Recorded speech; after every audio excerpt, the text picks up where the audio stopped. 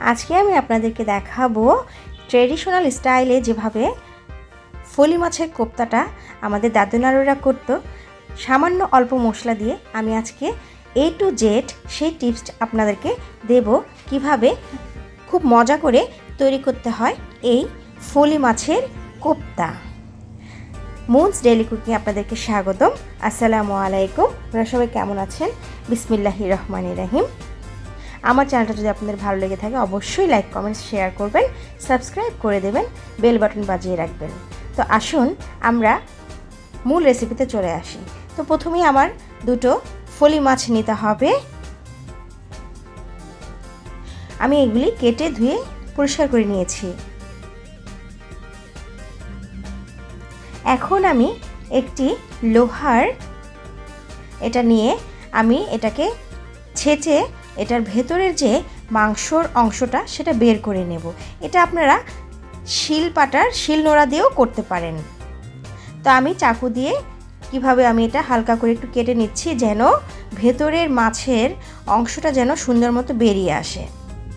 আপনারা দেখে নেন আমি কিভাবে করছি।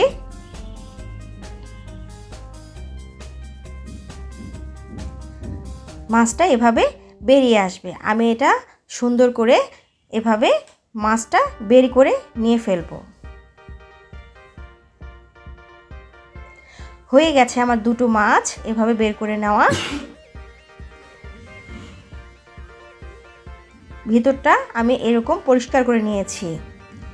যে মাছটা আমি বের করেছি এটা হচ্ছে এটা। আপনারা দেখতে থাকুন কিভাবে আমাদের দাদু নানুরা খুব সহজভাবে এই রেসিপিটা করতো, কিন্তু খেতে দুর্দান্ত টেস্ট হতো। আমি এই মাছটার মধ্যে এখন মশলা মিক্স করব। খুব সামান্য কিছু মশলা আমি দিয়ে দিয়েছি।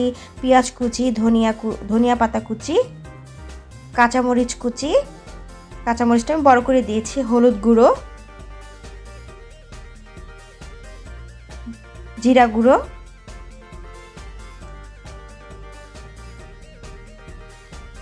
মরিচ গুঁড়ো, ধনিয়া গুঁড়ো আর স্বাদ মতো লবণ। আমি এখানে আর কোনো মশলা ইউজ করব না। এখন আমি এটা সুন্দর করে মেখে নেব। আমার চ্যানেলটা যদি আপনাদের ভালো লেগে থাকে অবশ্যই সাবস্ক্রাইব করে দেবেন, বেল বাটন বাজিয়ে রাখবেন যেন আমার ভিডিও নোটিফিকেশন আপনাদের কাছে সর্বপ্রথম চলে যায়। হয়ে গেছে আমার মাছটা মেখে নেওয়া। এখন আমি মাছের উপরের অংশটা লবণ আর লেবু দিয়ে আমি মেখে দেব। মেখে দিচ্ছি। ভেতরটাও আমি সুন্দর করে মেখে দেব সুন্দর করে।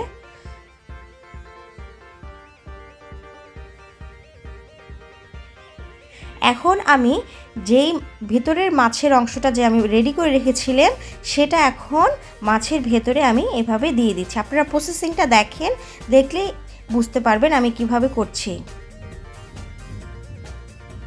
এখানে সামান্য কিছু মশলা ব্যবহার করা হয়েছে।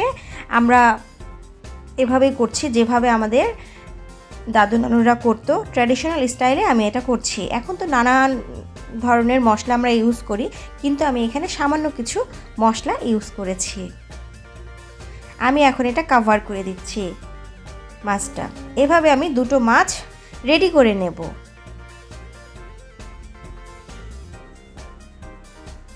এখানে ভয় পাওয়ার কিছু নেই, এটা কখনোই খুলে যাবে না। দুটো মাছ আমি এভাবে কভার করে নিচ্ছি।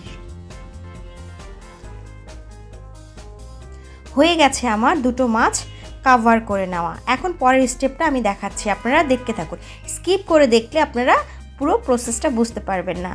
আমি এখন চুলায় একটি প্যান বসিয়ে নিয়েছি। প্যানে আমি একটু তেল দিয়ে দিয়েছি।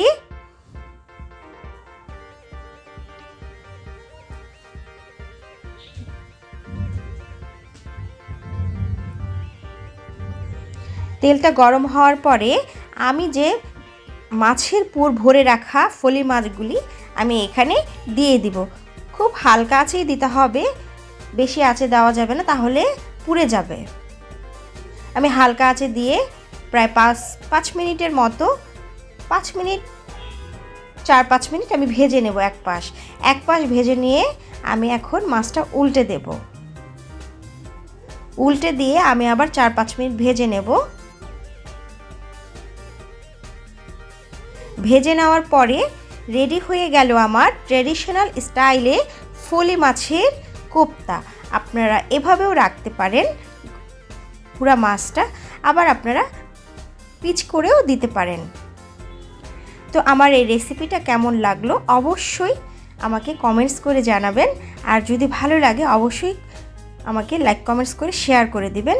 বেল বাটন বাজিয়ে রাখবেন যেন আমার ভিডিওর নোটিফিকেশন আপনাদের কাছে সর্বপ্রথম পৌঁছে যায়। আমি এটা চাকু দিয়ে পিচ করে নিয়েছি যেন সবার খেতে সুবিধা হয়। তো আমার ভিডিওটা অবশ্যই কমেন্টস করবেন। সবাই আপনারা ভালো থাকবেন, সুস্থ রাখুক আল্লাহ আপনাদের। আল্লাহ হাফেজ।